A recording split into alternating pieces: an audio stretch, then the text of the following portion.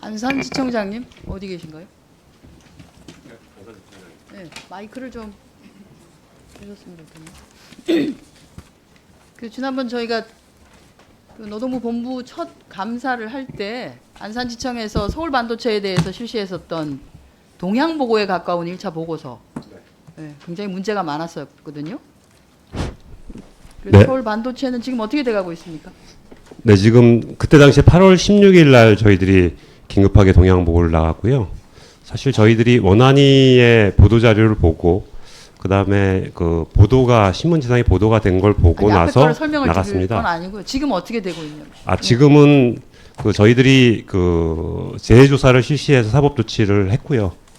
그다음에 그 실제로 그 근로자에 대한 건강 진단 명령을 임시 건강 진단 명령을 내려서 건강 대상이 몇 진단을 명이나 실시하고 됩니까? 있습니다. 대상이 계속 지금 확대되고 있는데. 예, 대상은 저희들이 낼 때 재직 근로자 전체하고 그다음에 퇴직 근로자까지 포함해서 그 건강 진단을 하도록 명령을 내렸고요. 그래서 퇴직 근로자를 우선은 2년 전에 퇴직한 사람까지, 최근 2년 내에 퇴직한 사람까지 포함해서 조사를 해서 지금 230명이 대상이 나왔습니다. 그래서 총 225명에 대해서는 기존 근로자들, 그러니까 과거에 방사선 관련된 업무를 하셨던 분들이 그 건강진단을 희망을 하셨고요.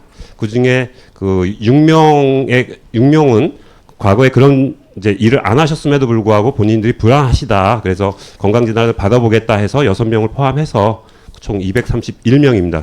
231명에서 대해서 건강진단을 실시하고 있습니다. 좀 해주시고, 네. 그리고 그 회사가 지난번 그 뭐 장관께도 말씀드렸습니다만 정말 문제가 많더만요. 네, 그렇습니다. 그런 식으로 쪼개가지고 소사상제를 하고 도저히 라인을 끊어낼 수 없는 반도체 라인인데 그게 그렇게 가능한 게 지청에서 그간 뭐 감독도 한 번도 안 하고 아니면 감독을 가시긴 하셨는데 그냥 눈을 감고 갔다 오신 건지. 네, 그 감독 부분에 대해서는 2018년도에 저희들이 감독을 실시를 했고요. 그다음에 금년에는 청 주관으로 광역 감독도 실시를 했습니다만은 지금 의원이 말씀 주신 것처럼 저희들이 면밀하게 보지 못한 부분이 좀 일부 있는 것 같습니다. 우리가 그 감독을 우리 뭐 근로감독관, 산업안전감독관의 수가 제한적이지 않습니까? 이제 유럽이 하는 방식이 공무원들 숫자를 많이 해서 촘촘하게 관리하는 방식 뭐 이런 게 있고요. 미국 같은 경우에는 땅도 넓고 도저히 그렇게 할 수 없으니까 어떻게 하냐면 하나 잡힐 때 제대로 잡는 거죠. 하나 이렇게 들어갔는데 다른 일 때문에 들어갔지만 그렇다고 산업안전만 보고 나오는 거 아니잖아요. 뻔히 보이는데 이런 상황이 밝혀져 있고 다 나왔는데 제대로 점검을 안 하시고 조치를 안 하시면 이거는 배임입니다. 배임. 제대로 업무 처리를 해 주셔서 다 일제 점검을 안 하고도 주변에 있는 회사들이 알아서들 그렇게 정리를 할 수 있게 해주시기 바랍니다. 네, 알겠습니다. 저 지적하신 대로 저희들이 면밀하게 감독할 때도 면밀하게 감독을 할 텐데요. 아시다시피 저희 감독 나가는 인원이 항상 2명 정도가 그 큰 기업들에 대한 감독을 실시하고 있습니다. 하나를 있다 보니 나가실 때 무슨 이렇게 사고 터지면 전국의 그 방사성 기계를 쓰는 모든 사업장을 일제 점검을 한다.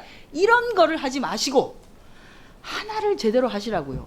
일제 점검해도 어떻게 됩니까? 지난번에 메칠알코올 사건 터졌을 때 메칠알코올 통 다 옥상에 올려놓잖아요. 점검 가봐야 못 잡지 않습니까? 하나를 제대로 하시라고요. 제대로. 네, 알겠습니다. 제대로 하십시오. 네, 그렇게 하도록 하겠습니다. 자, 박양춘 대표님 앞으로 서주세요. 다시 제일 첫 장부터 띄워주세요.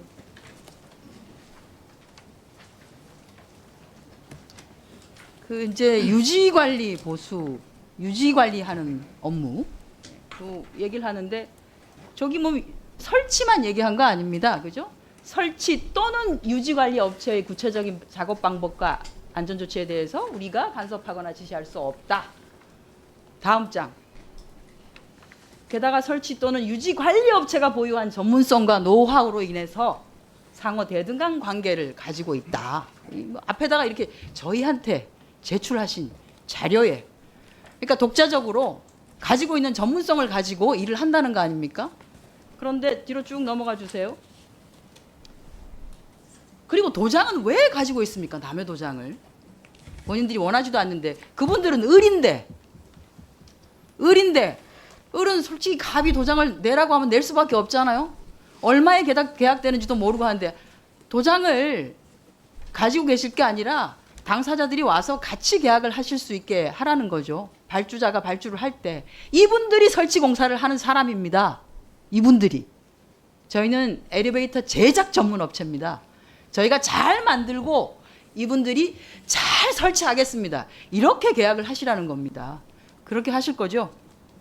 예, 검토해 보겠습니다. 아니, 뭘 검토하십니까? 그게 공동 수급이라고요. 그게 아니면 공동 수급이라는 단어를 쓰시면 안 된다고요.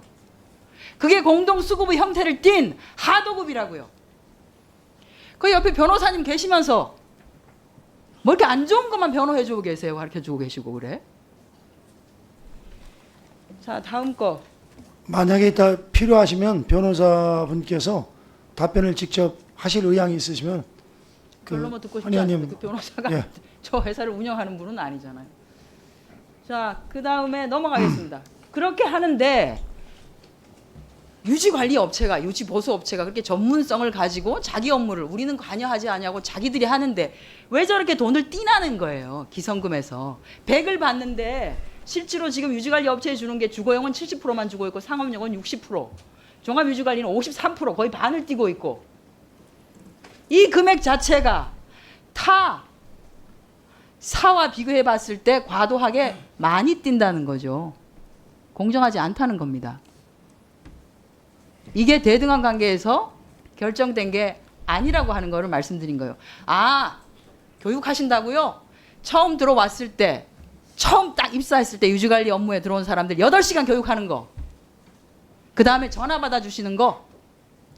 그 전화도 파견업체 콜센터인데 그거 하겠다고 돈을 저렇게 뗀단 말입니까? 좀 제 설명을 드려도 되겠습니까? 아니 저게 사실이 아니라는 얘기인가요?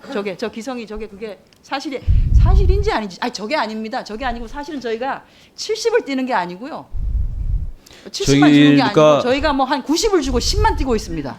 이겁니까? 공정 거래 때문에요. 저기 유지관리 업체가 저희 회사 제품만 유지관리하는 게 아니고요. 자체 사업도 하고 그랬습니다. 그래서 본인이 능력이 없고 그 의사가 없으면 안 하셔도 되거든요. 그 저희들한테 100% 의존하는 유지관리가 아니기 때문에 그 공정거래에서 키스는 처리가 이렇게 약간은 배짱 그거다 그죠? 뭐 하기 싫으면 안 하면 되는 거지. 그냥 그건 알아서 아닙니다. 하면 되는 거지. 그리고 꼭 저기 저희하고 의원님 이렇게 아까 계약하실 부산 필요 사고 없으니까. 때도 제가 사과를 못 드렸는데요. 사실 부산 저기 그 위험 외주와 얘기하셔 그랬는데 저희 분석에 따르면은 2018년도 1인당 매월 850만 원씩 지급을 했습니다. 그러면 저희가 작업자가 850만 원이 평균 지급되는데요. 그건 사실 저희가 직영으로 직접 운영해도 충분히 남는 금액이거든요. 근데 그거는 현실이고요. 그래서 그 기업 그 산업 배경이 처음서부터 계속 설치 전문 업체를 운영했기 때문에 지금도 그런 상태로 운영되고 있다라는 걸 좀 보충해서 설명을 말씀드립니다. 네, 수고하셨습니다. 다음은 김동철 위원님 질의해 주시기 바랍니다.